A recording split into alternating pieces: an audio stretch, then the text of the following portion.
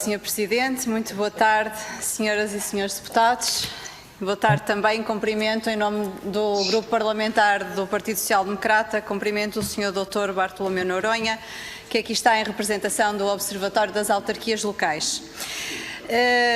E sendo esta uma audiência que é centrada na análise das iniciativas legislativas, cujo objeto é a organização do território e a criação, a agregação ou desagregação das freguesias, concretamente a proposta de lei do Governo número 68, começo por realçar dois aspectos que são indicados na exposição de motivos desta proposta de lei.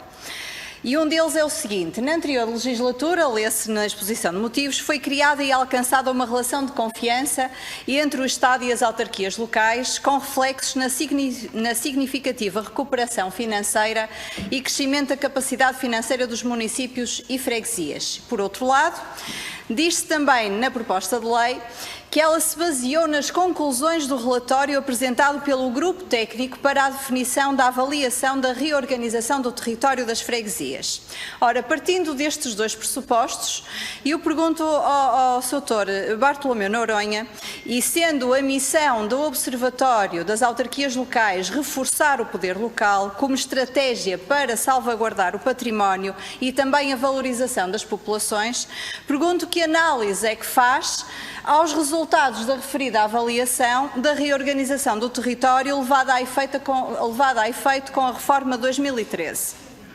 Por outro lado, pergunto também se o Observatório conclui que essa reforma teve uma larga aceitação entre as freguesias agregadas e se essa agregação teve, de facto, vantagens para a população ou se não teve, nomeadamente vantagens ao nível da melhoria da organização dos serviços, dos recursos materiais e humanos e, consequentemente, qual foi o impacto em termos orçamentais nos respectivos orçamentos das freguesias que, porventura, terão sido agregadas.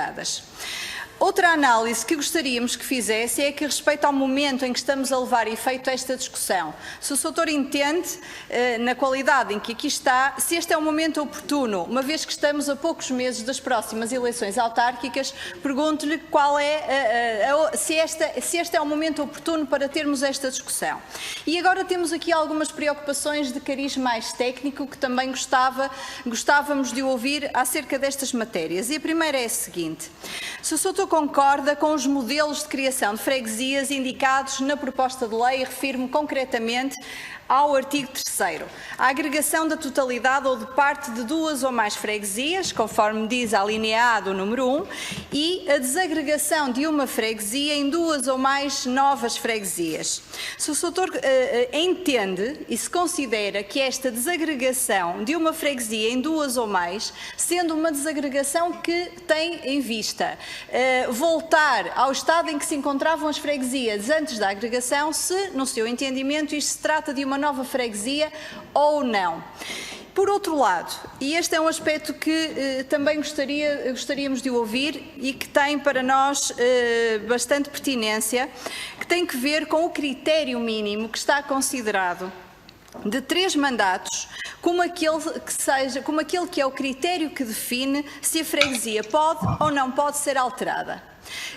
Será que este é o critério adequado para pensarmos esta matéria? Será que a organização de um território deve estar relacionada com o número de mandatos autárquicos e não, ou em vez de obedecer aos instrumentos de gestão territorial definidos segundo as bases da política pública de solos, do ordenamento do território e do urbanismo? Esta é uma questão que gostávamos, de facto, de ouvir, para além das outras que coloquei, de ouvir as considerações e os contributos que o Sr. nos possa trazer e, portanto, por agora eram estas as questões que colocava. Muito obrigada, Sr. Presidente.